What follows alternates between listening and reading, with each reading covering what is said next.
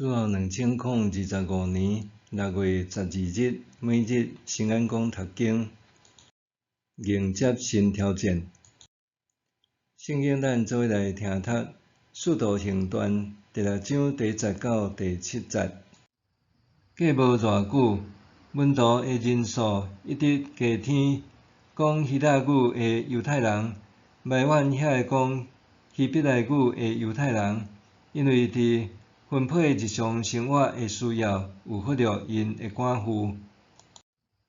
12使徒就召集全体门徒，对因讲：阮将宣讲上帝信息的工作放下地，去管分配日常生活的需要无合。所以，兄弟啊，着对恁中间选7个有好名声、受圣神充满，阁有智慧的人，愿通任命因办理即个代志。阮要全心伫祈祷甲传道的工作。使徒的意见得到全会众赞成，因就选司提反，伊是充满信心甲圣神的人；阁选腓力、彼得哥罗、尼加那、提门、巴比那，甲改宗入犹太教的安提阿人尼哥拉。因互这人徛伫使徒面前，使徒就为着因祈祷，甲因换手。上帝的信息继续传开，伫耶路撒冷门徒的人数加添真多，阁有真多祭司嘛听趁即个信仰，迎接新挑战。当门徒日益增加，遐个讲希腊话的犹太人和讲希伯来话的犹太人之间发生争执。主要原因是讲希腊话的人埋怨每日生活费的分配顶面疏忽因的官负。纷争发生了后，12使徒随时召集全体门徒，提出解决方案。为了互教会的事务顺利运作，使徒建议对门徒中间选出7个有名望、受圣神充满、阁有智慧的人来负责办理这项代志。伫这个事件的处理上，咱看见使徒有智慧提出解决之道。使徒清楚家己的身份，知影因的首要任务是传讲上帝的信息，因为这是需要用真侪时间做准备的。对伫门徒人数增加带来繁琐的事务，甲教会关怀的需求日益增加。使徒知影这个事工也真重要，但是未必然一定爱因来处理，是通对门徒中间选出适合的人负责。使徒的建议，互长龙时的争执甲难题得到解决，也互负责的同工会当各司其职，互教会每一个兄弟姊妹拢会当得到照顾，搁对使徒领受上帝的话语。当教会组织架构若好势，事工分配若清楚，负责的同工就会若轻松。因为只要每一个人会当各按其职，甲家己负责的事工好好完成，教会各部门就会当发挥功能。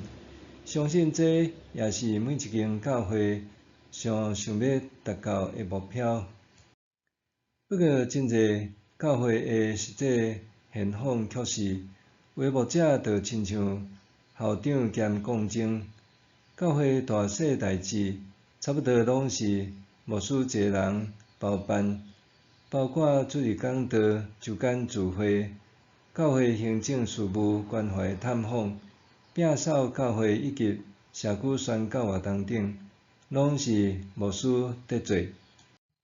为教会是事工真济，毋过参与服侍的同工拢是上迄群人。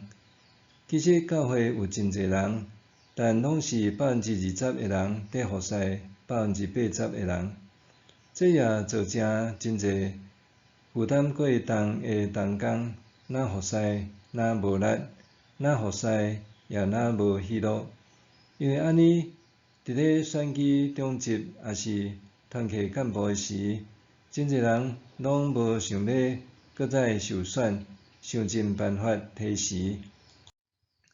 实际上，真济人并毋是毋愿意服侍，是教会中有袂少人心存能者多劳的态度，只要看到有人愿意服侍，就甲事工拢撒互因去做，家己简单乐意享受。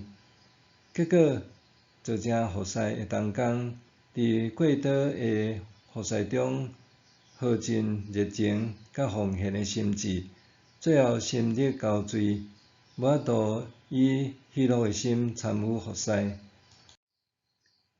对教士统计来看，近年来台湾基督长教会的教士差不多是无进步，甚至也有下降的趋势。因为安尼，互人讲做是长阁老的教会。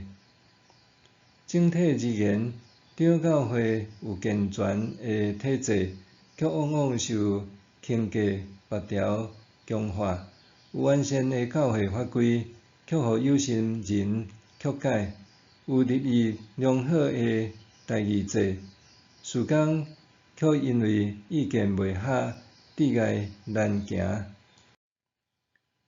2025年是长教会踮台湾宣教160周年。各教会牧者、长执、信徒敢有准备好势来迎接新世代的新挑战呢？立想，目前我伫服侍顶面拄着上大困难是甚物？我应该安怎面对？目前我伫服侍顶面拄着的上大困难是甚物？我应该安怎面对？咱做伙来祈祷。亲爱的上帝，当我伫服侍中拄着挫折、困难的时，求你互我有信心来回应你的竞选甲呼召，有能力来面对困境甲新的挑战。奉主的名求，阿们。愿上帝赐予你身心灵拢勇行平安。